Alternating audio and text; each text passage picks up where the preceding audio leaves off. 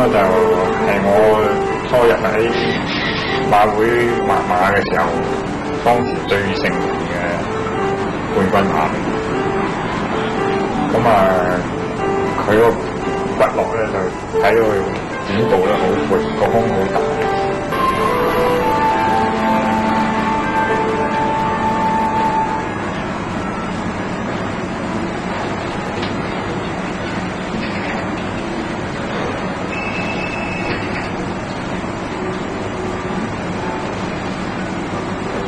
就係佢個面咧，如果英文嘅馬即係叫 dish face， 即係有少少碟形咁樣，呢度彎咗落去。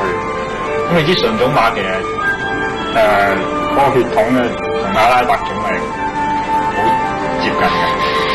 咁而阿拉伯種嘅馬咧，最大嘅特色就係個馬個鼻梁咧喺中間呢度開始係彎咗落去，